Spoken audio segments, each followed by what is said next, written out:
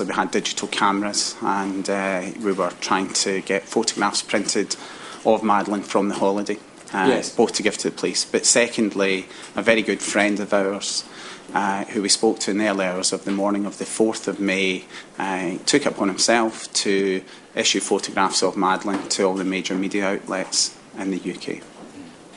Within a very short space of time, the British press and perhaps the international press had descended on Prior Duluth, is that correct? It is.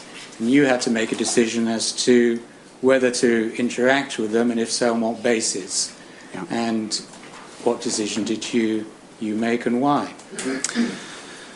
Well, the first thing to say, it was incredibly daunting. We had been away all day. It was also apparent to us, whilst we were in the police station in Portimao in the Algarve, that there was already fairly extensive coverage, particularly on Sky News, which was running in the police station, somewhat bizarrely. And when we were driving back towards the apartment, it was in the evening, and we could literally see tens, if not hundreds, of journalists outside the apartment, and satellite vans, etc., large number of cameras. And there were two things going through my head: is what they're going to be saying, and we've seen, I think, over many years, privacy being invaded and what stories could be published. But ultimately, possibly because we've seen the same thing being done in the UK, I thought it was an opportunity to issue an appeal. I was given no guidance one way or another whether to do that. I knew there could be a very heavy downside to interacting, but I made the decision at the time, with information I had, that it would probably be in the best interests of the search for our daughter, and decided to interact. Yes.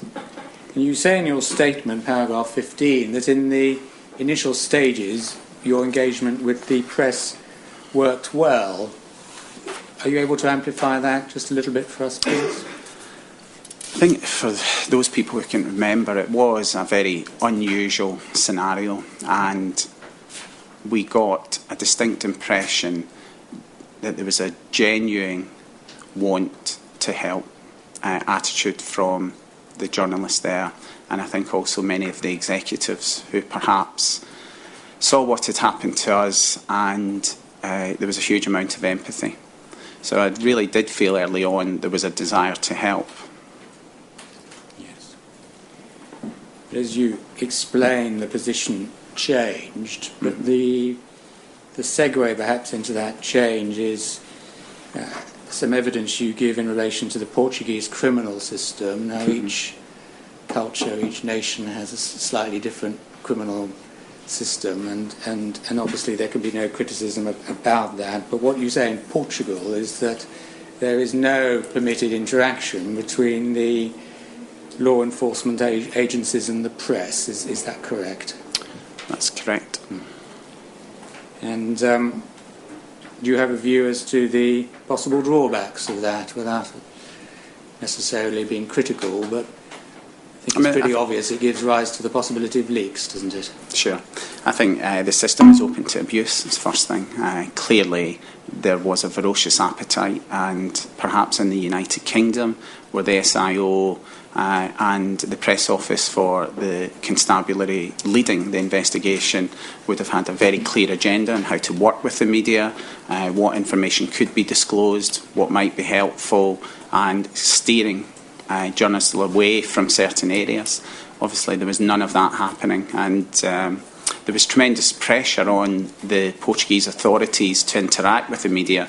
And some of you may remember the very first time that happened, the spokesperson gave a short statement that didn't really say anything, was asked a number of questions, and followed every single one of them with, "I can't give you any details because of judicial secrecy." Yes. So there was a huge appetite, and we quickly realised that there was a tremendous amount of speculation in the coverage, both in the newspapers, and also you had 24-hour news channels there constantly. And we found that to be unhelpful. In terms of the conduit type of information, is this correct, that whatever the strict legal position in Portugal, information was being leaked by the Portuguese police to the Portuguese press? That's stage one. then having been leaked to the Portuguese press, the British press then picked up on that self-same information at stage 2.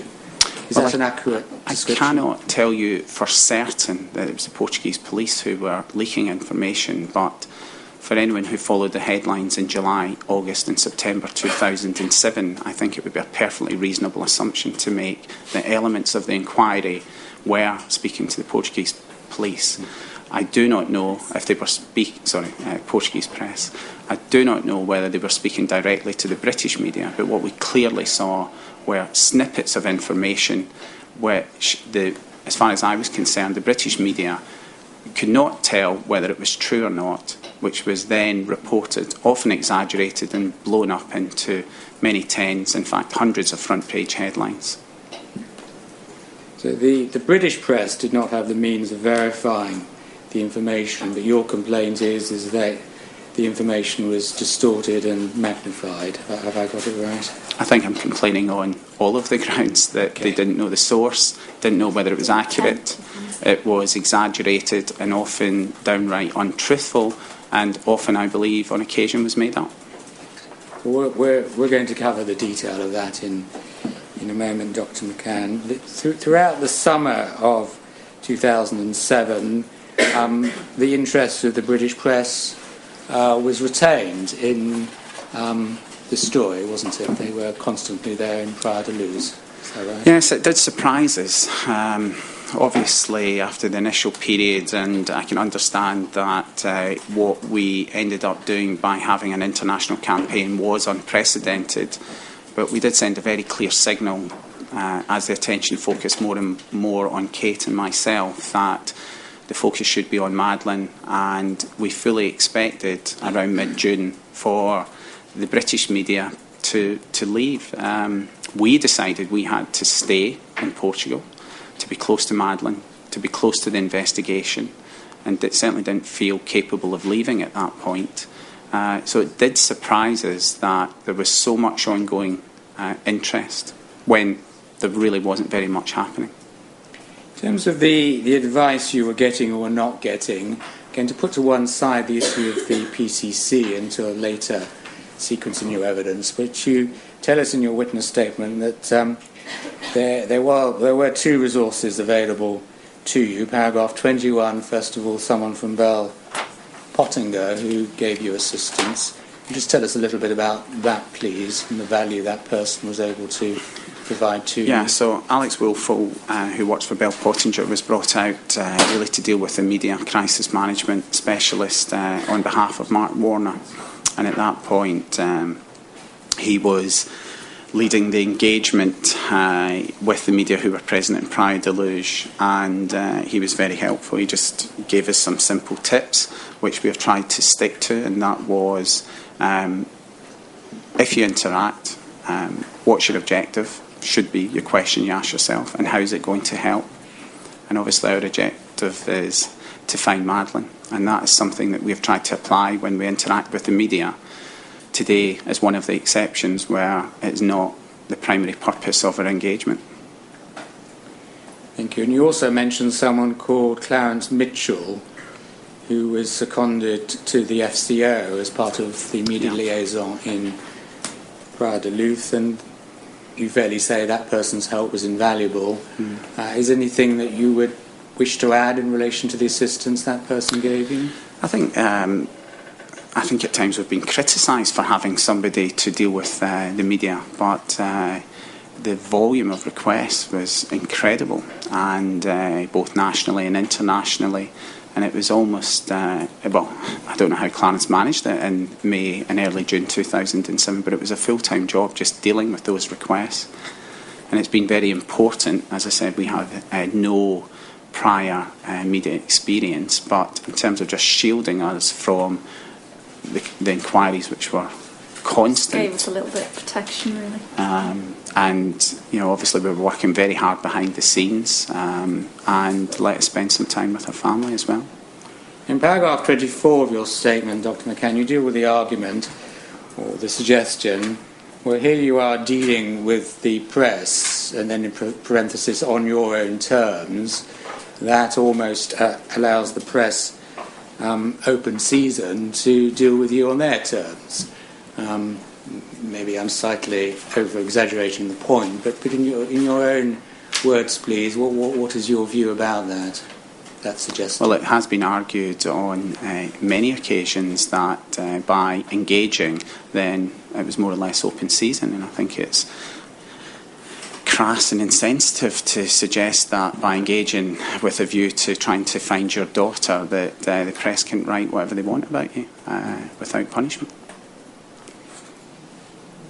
Now, the next section of your statement deals with accuracy of reporting, and you point out that after a period of time there was little new news to report. Yeah.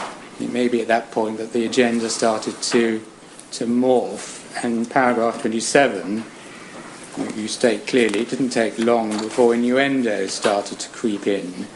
Are you able to elaborate on that if you were to wish to? Yeah, I mean, I think there were two elements. The reporting quickly became highly speculative, and often stories, for example, there must have been McCann fury on the front page of many newspapers over that summer that would quote an unnamed source or friends, and unless her phones were hacked, which I don't think they were, then these were made up because they were simply not true.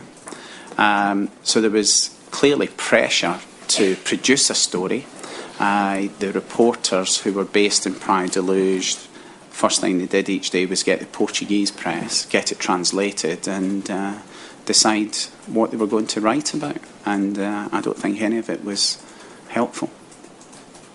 The date you give for the shift of the emphasis of the media reporting is about June 2007. Is it then you feel the mood may have been moving or turning a bit in the British press, or perhaps a bit later than that? Yeah, I mean, obviously I think we've realised that if you're in the spotlight for anything, then not everything that's going to be written about you is either going to be sympathetic or supportive. So we quickly saw that what we thought may be a good thing to do would be criticised, whether it be our decision to go to Rome or not. It was criticised in certain quarters. Even at the time, for us, it was very important to us.